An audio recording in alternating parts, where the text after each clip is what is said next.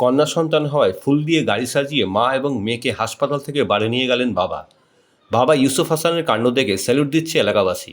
জানা যায়, গত 18ই মে মুর্শিদাবাদ জেলার রঘুনাথগঞ্জের এক বেসরকারি হাসপাতালে কন্যা সন্তান প্রসব করেন ইউসুফ হাসানের স্ত্রী রোকসা পারভিন।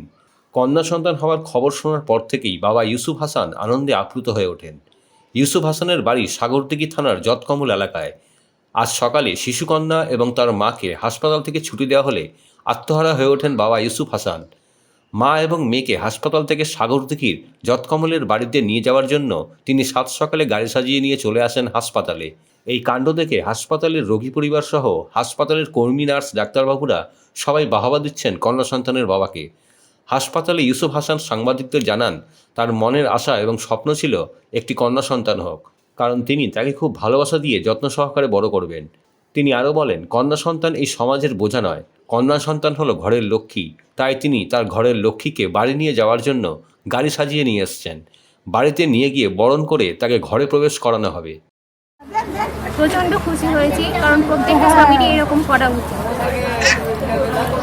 কারণ আমার স্বামী প্রচণ্ড ভালো। আমি চাই যে প্রত্যেক স্বামীর যেন এরকম মানসিকতা থাকে, যে মেয়ে হলে প্রত্যেকটা স্বামী যেন খুশি হয়।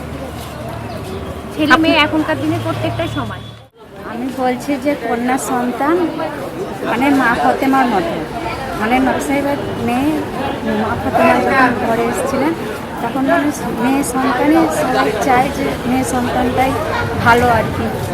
দুনিয়ার বুকে যখন নিয়ে এসছে তখন মাদেরকে মানে ভারী, মা বাবা কাউকেই ভারী হতে নেই। সবাই যেন চায় যে মেয়ে সন্তানও একটা ছেলের মতোই, মেয়েও যেমন সন্তান তেমন ছেলেটাও সন্তান। মেয়ে আর ছেলে বলে কোনো ভেদাভেদ নেই, ছেলে মেয়ে দুটোই সমান। বিবাহ বিচ্ছেদ হয়, যেমন ধরেন কেউ আর কি মেনে নিতে পারছে না, এটা কিন্তু ভুল কথা।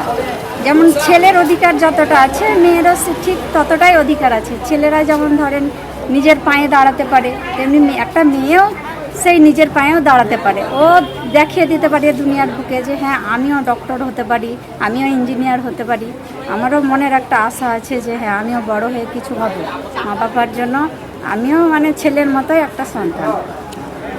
এই কন্যা কে হচ্ছে আপনার? আমার নাতনি হচ্ছে।